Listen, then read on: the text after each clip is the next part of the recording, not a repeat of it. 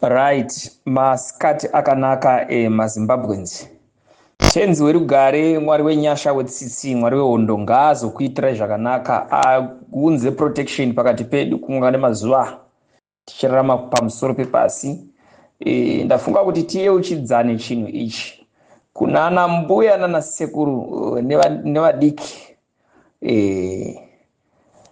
kuti nguva yehondo ana baba nana amai nevakasara kunyadzonya nevarere pachimoyo nevakasara kuZambia nevakabhombwa zvakare vakafira kuhondo vasina kuzoona Zimbabwe.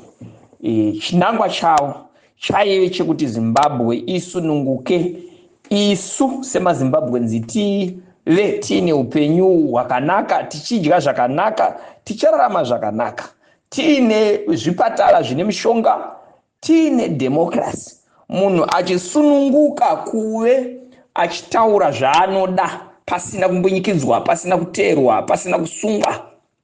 Ndo izvozvo zvakarwirwa zvamainzwa zvinzi smithing mudzvanyiriri kwaiva kurambidza vana vemunhu mutema kuti vademonstrate, vataure vakasununguka pamusoro penyika yavo. Saka izvozvo ndo zvakarwirwa. Zvino zvakadaro pavairwa ipapo vari mukati mehondo vachiti hondo ngaienderere mberi kusvika tasununguka vana veZimbabwe vararama zvakanaka. Munguva yehondo iyoyo kwakanga kuchifiwa, vamwe vakanga vachisungwa, vamwe vaitoti kana akapfurwa apa aitoti mumwe akada kuedza kumusumudza kuti ngandimusumudze ndimuendese kuchipatara. Paiva nemumwe mweya wemadzitateguru edu waivabata ndo waivapusha kuti even vanhu vachitya bhatisunga tiendei mberi. Saka aizotaura kuti mwana wamai chiregera zvako kundisumudza nekuti ini ndafa kare, ndatofa kare, but chandinotaura ndechekuti even zvazodii endererai mberi nehondo, vana veZimbabwe vazoona, vazova mumwe musine utongi hwejekerere, vararamawo zvakanaka. Sei ndataura nhoroondo iyi, sei ndataura mazuva aya? Ndoda kuedza kutaura pamusoro pechiitiko chatakatarisana nacho. Kana tiri pahondo, kana tiri pamatambudziko enyika yekuti tira kutora nyika yedu idzokere kuvanhu, obviously tinotosangana nezvatinosangana nazvo, but izvozvo zvakadaro hazvisi kuzofa zvakatidzokera kumashure. Nezvino tine vamwe vedu vakasungwa, nhasi unoyo vaenda koti vadzokera mukati, but malawyers arichaita basa, vanobuda, but hazvisi kufa zvakatimisa izvozvo kuti tienderere mberi. Struggle haizi kumira. Even if me I die, but imi vanenge vasara, struggle ngaiendere mberi. Handi mazvinzwisisa. Hapana chiri kuzomisa until Zimbabwe is free. Hatisi kuzombofa takatora siya nyika ichiiswa mumaoko ema-individual. Vaviri vatatu ndo vanodya mari vachiuraya nyika yakarwirwa, nyika yakafira ma-millions. Chitepo haana kumbofa kuti zvigananda zviraramisha. Handi manzwa. Ana hebedi chitepo havana mbofira kuti anatabwirei vadye mari nemagirlfriends avo. No. Handi mazvinzwisisa. Makomrades akabhombwa haana mbobhomberwa kuti anachivhayo vatambise mari yenyika zvakadai so. So this is the time now kuti tisumuke seZimbabweans. Hapana chiri I'm declare now. Hapana chiri kuzofa chikadzokera kumashure. Handi mazvinzwisisa. Hapana chikumbo now manje zvakutozoita worse. Handi mazvinzwisisa. Tiri kuziva kuti makasunga vanhu nezuro, but don't worry, kubuda vanobuda, but struggle is going to continue. Hapana chiri kudzoka kumashure. Handi mazvinzwisisa. And we are waiting for our commander tomorrow is going to address the nation. Handi mazvinzwisisa. Kufa kwomujoni kamba haivharwi. Tine vamwe vedu vakabatwa nezuro, but izvozvo hazvisi kutomira. Totone vamwe vana vechidiki vari kutotifonera kuti nyoka isi harisongofa takadzokera kumashure, kana vachitivharira vachavharira tese. So the struggle is going to continue. We are not going back.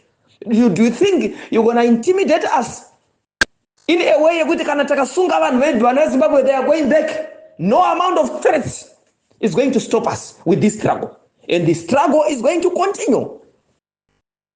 So zvizive izvozvo. Hatipazvoona ka? Hapana chiri kuzofa chakadzokera kumashure. Imi vakabatwa nezuro muriko kushingai, tinemi, we are going to do something for you. Tinemi rambai makadaro, musadzoke kumashure, takurai mwoyo wehondo, musave mbwende. One day mazita enyu achanyorwa in the history of Zimbabwe. achanyorwa muNew Zimbabwe. Be strong wherever you are. Kana pane vamwe vari padhuze kana vachavisita, endai muvanzwise audio yangu iyi. Motokomere Nyoko yemabhunu ati wherever you are, be strong. Tikuda Zimbabwe inodzokera kwayo. Tikuda Zimbabwe yakasununguka. Zimbabwe inoraramisa macivil servants. Zimbabwe inoraramira munhu wese. Zimbabwe inopindwa chikoro mahara. Zimbabwe ine free health care. Zimbabwe inoraramisa war veterans. Kwete kuti war veterans anochema mhere mumamisha mashaya kana shuga achitambudzika because of this life. Nekuda kweupenyu hwakadai so. So apana, let it be clear. Ngazvizive ndoziva kuti Mutamba panapa pane mabhururu ake anomupa mamessage. Panapa ndoziva kuti Nyati pane mabhururu ake anomupa message. Andi mazvinzwisaka? Ya. Apana chiri kuzombofa chakadzokera mumashure. Struggle is going to continue. Andi mazvinzwisaka? Struggle is going to continue. So shingai. Musaintimidate way. Zvokunzi vamwe munoto ningirikina, munoto mva maningirikina, mabatikana kuti anzi ningazosungwa yezi, atizvide zvokuti vanhu vasungwe. That's why tikutotaura kutoti because havana kukomita crime ka. Andi masoona ka. Regime iyi kai, it is very selfish. Inosunga vana nenyaya yekuti vada kudemonstrate rights avo ekuramba zvinhu zvakaipa, vachisiya mbavha dzinenge ana wiki nechivhaedzo dzichidya mari havasungwe. Saka Operation Moto Weniniva is coming and is a very legendary. And the struggle is going to continue. Apana chikudzokera kumashure. Imi vana veZimbabwe batanai. Zvekuda kutsvaga mbiri kuti zvinhu kana ndisiri ndazviita, saka ndoda kutry nepandinogona kuti zvinhu zvidhakwe. Nothing is going to stop this struggle. Struggle iyi ine vadzimu, struggle iyi ina Mwari. And so whoever a politician of today, be it an opposition or urkuzanpefu, you must now know kuti iwewe kana ukafoda maoko ako, kana ukanyarara pamusoro pesituation yatakatarisana nayo, it means uri munhu wamunangagwa. Because by opposing zvatiri kutaura isusu, by opposing the will of the people, it's definitely you are supporting Munangagwa, be it an opposition party or whatever. If you decided to fold your hands, andi wasinzisaka, uchibrema vanhu vari kuda kurwira nyika inoi, uchibrema vanhu vada kurwira nyika inoi, ziva kuti uri kusapota Munangagwa. Because Munangagwa ada kuuraya nyika, Munangagwa ende ari kuuraya nyika, Munangagwa ari kumbunyikidza constitution yedu yenyika. Andi masinzisaka. Saka iwewe kana ukasataura, iwe kana ukanyarara, it means uri ngori kuside kwaMunangagwa. Because vari kutaura tiri kuvaona, vari kumira nesu tiri kuvaona, hapana chiri kuzodzoka kumashure. Andi mazinzise, kana vanhu vari kufunga kuti pamwe zvese zvichadzoka kumashure, andi mazoko hapana chiri kudzokera kumashure. Saka ndandizvizivisa izvozvo. So vese vakasungwa, musatye munobuda, musatye munobuda, musatye munobuda. Don't worry, the struggle is going to continue.